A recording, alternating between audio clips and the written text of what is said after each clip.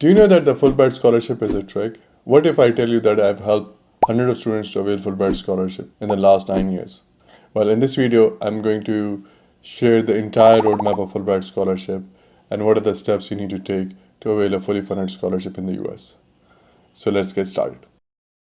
Fulbright Scholarship is a prestigious scholarship that is being offered by the United States to the students to come over to the US and also to the US students to go outside the US and study for their master's and PhD program.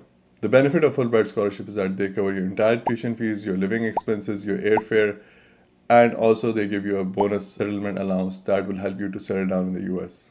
Fulbright is the degree program which allows you to avail a degree of master's or PhD in the US. Let's break down the single components of Fulbright, and I'll be discussing each and every component of Fulbright process in detail in a separate videos. The first step that the Fulbright expect you to do is that you need to take the GRE. GRE is a standardized exam which covers maths and English.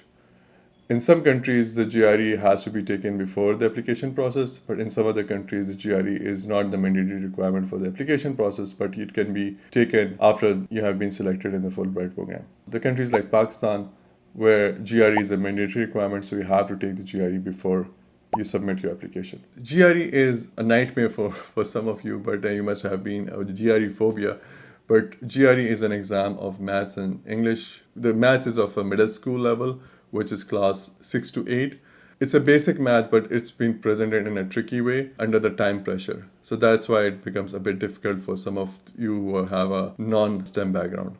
The English on the GRE is they actually check your two things. One is your reading skills and second is your vocabulary. So if you're really good at reading books, if you have been an avid reader, then you can get a good score on GRE easily. But if you have not tried reading books ever in your life, I'm not talking about the course books, I'm mainly talking about reading in general, like classic reading, boring English topics such as art, feminism, scientific weather, and stuff like that, or the American history. These are the topics that are pretty dry and you get bored and you feel like sleepy. So if you're used to reading those kind of articles, your reading skills would be really good.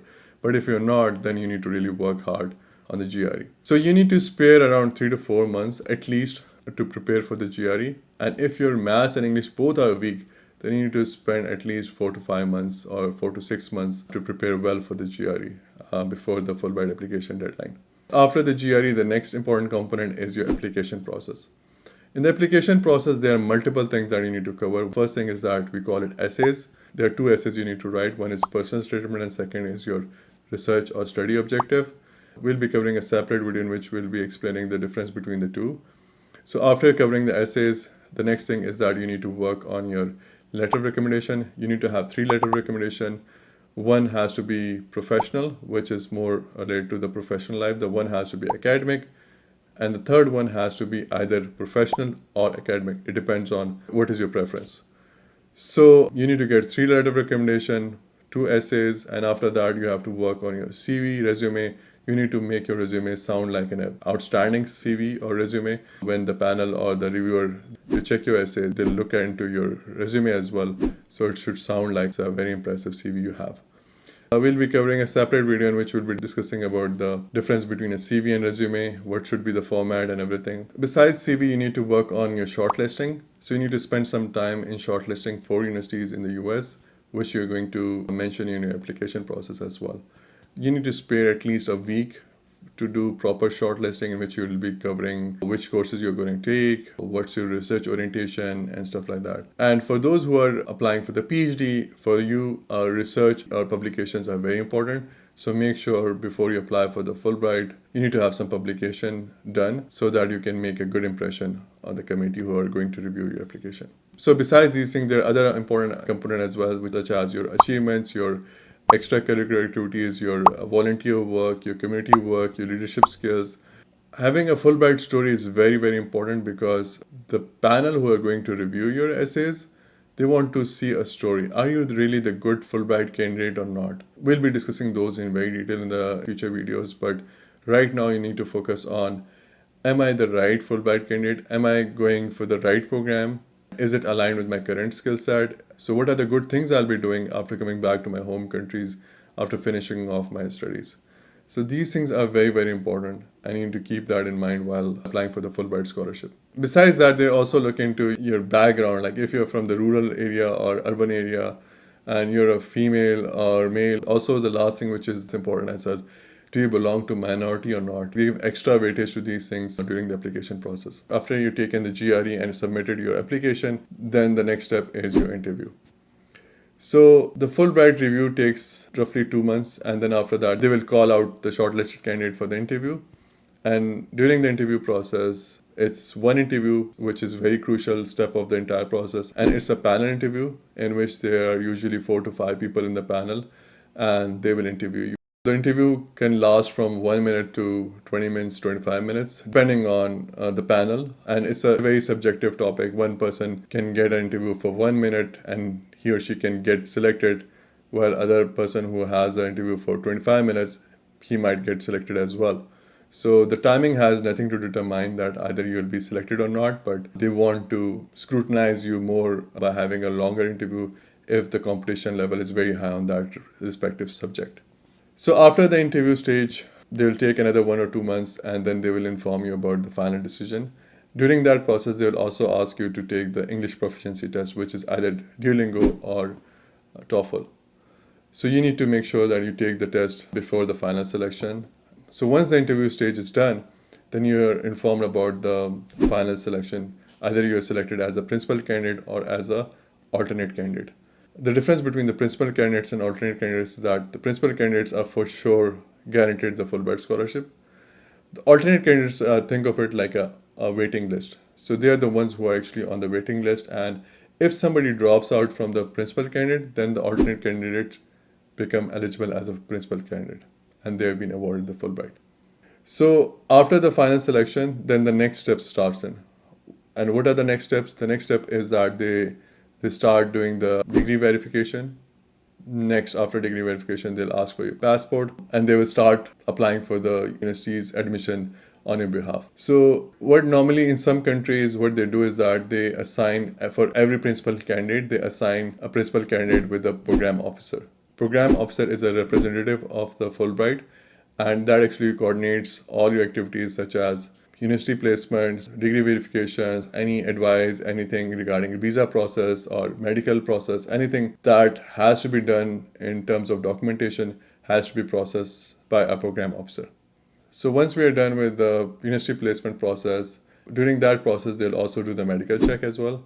They'll make sure that you have done the medical screening, whatever the mandatory requirements they had for the medical. Around the admission process takes like 4 to 5 months. So they'll submit your application on those universities that you have considered as the preferred universities earlier in the shortlisting process.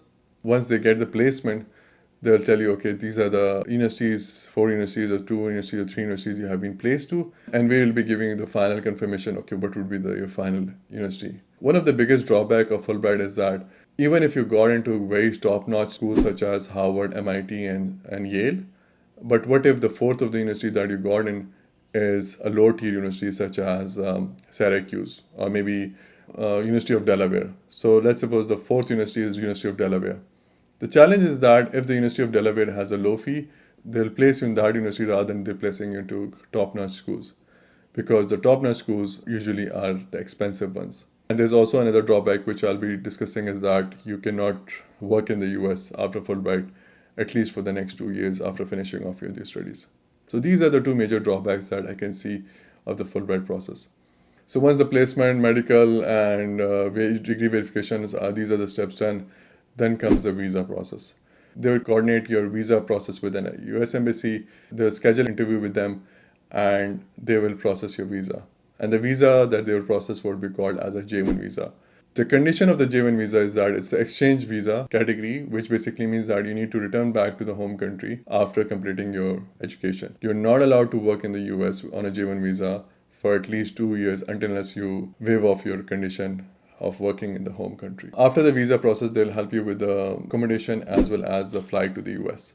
If you have some dependents, if you have kids, if you have a wife, or if you have a husband who wants to travel with you, they are called as dependents. They can also travel to the US. Ideally, they don't recommend that you take your dependents on the same day that you're traveling to the US, because they want you to settle down first and take your dependents later on. they usually recommend that you should go 1.5 months before you invite your dependents. For the dependents, you need to make sure that you have the good bank balance before you apply for the visa. One important aspect that they also make sure is that you serve your home country for 2 years for master's and 5 years for PhD after you availing the Fulbright scholarship. One last thing which I would like to highlight is that the classes for a Fulbright or for the US admission process starts in August, and you apply for a Fulbright scholarship 1 year before. So the next coming season for the Fulbright is 2026. So basically you apply in 2025 and you go through the entire process and you apply for the visa in 2026 summers, and in August you travel to the US